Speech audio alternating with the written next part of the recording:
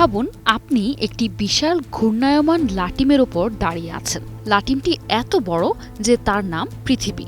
কোটি কোটি বছর ধরে এটি নিজের অক্ষে ঘুরছে অবিশ্বাস্য স্থিতিশীলতায়। কিন্তু মজার বিষয় হলো পৃথিবীর এই ঘূর্ণন ও ভারসাম্যকে প্রভাবিত করতে পারে এমন কিছু যা আমরা প্রতিদিন ব্যবহার করি, আর সেটি হচ্ছে পানি। এক গ্লাস পানি হাতে নিলে তার ওজন খুব একটা অনুভব হয় না, কিন্তু যখন মানুষ বছরের পর বছর ধরে মাটির গভীর থেকে হাজার হাজার গিগাটন ভূগর্ভস্থ পানি তুলে আনে, তখন সেই পানির ওজন পৃথিবীর এক স্থান থেকে অন্য স্থানে সরে যায়। ব্যবহারের পর এই পানি শেষ পর্যন্ত সাগরে গিয়ে মেশে, ফলে পৃথিবীর ভরবন্টনে সূক্ষ্ম পরিবর্তন ঘটে, আর সেই পরিবর্তনের প্রভাব পড়ে পুরো গ্রহের ভারসাম্যের ওপর। শুনতে অবিশ্বাস্য লাগলেও বিজ্ঞানীরা বলছেন এই পানি স্থানান্তরের কারণেই পৃথিবীর উত্তর ও দক্ষিণ মেরুর অবস্থান সামান্য বদলে গেছে। মাত্র 17 বছরে মেরু দুটি নিজেদের আগের অবস্থান থেকে প্রায় 31.5 ইঞ্চি বা 80 সেন্টিমিটার সরে গেছে। বিশাল পৃথিবীর তুলনায় এটি সামান্য মনে হলেও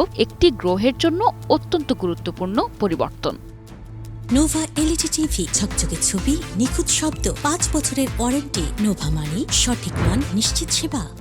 2023 সালে প্রকাশিত এক গবেষণায় বিজ্ঞানীরা দেখিয়েছেন 1993 থেকে 2010 সালের মধ্যে মানুষ ভূগর্ভ থেকে প্রায় 2150 গিগাটন পানি উত্তোলন করেছে। একটু বুঝিয়ে বলি, 1 গিগাটন মানে 100 কোটি টন। সংখ্যাটি কল্পনা করাও কঠিন, কিন্তু এই বিপুল পরিমাণ পানির স্থান পরিবর্তনই পৃথিবীর ভারসাম্যে দৃশ্যমান প্রভাব ফেলেছে।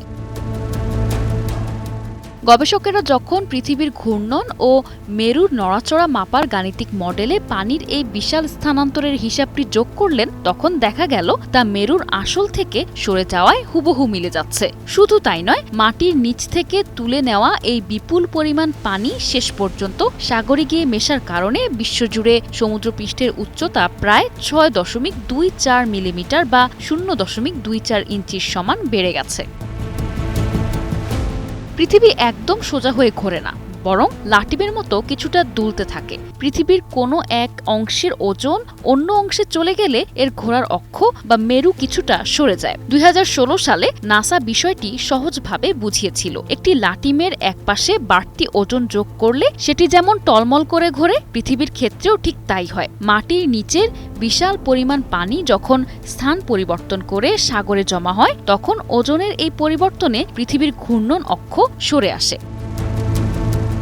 জিওফিজিক্যাল রিসার্চ লেটার্সে প্রকাশিত এই গবেষণায় বিষয়টি গাণিতিকভাবে প্রমাণিত হয়েছে। গবেষণার প্রধান বিজ্ঞানী কি ওন সিও জানান, মেরু সরে যাওয়ার অজানা কারণটি খুঁজে পেয়ে তিনি আনন্দিত হলেও ভূগর্ভস্থ পানি উত্তোলনের কারণে সমুদ্রপৃষ্ঠের উচ্চতা বৃদ্ধি নিয়ে তিনি বেশ চিন্তিত। বিজ্ঞানীরা 1993 থেকে 2010 সালের তথ্য বিশ্লেষণ করে দেখেছেন সেচ ও গৃহস্থালির কাজে মাটির নিচ থেকে তোলা প্রায় 2150 গিগাটন পানি নদী হয়ে সাগরে মেশার কারণেই পৃথিবীর ঘূর্ণন মেরু প্রায় 31.5 ইঞ্চি সরে গেছে। নিশা আলম, ডেস্ক রিপোর্ট, 21 টেলিভিশন।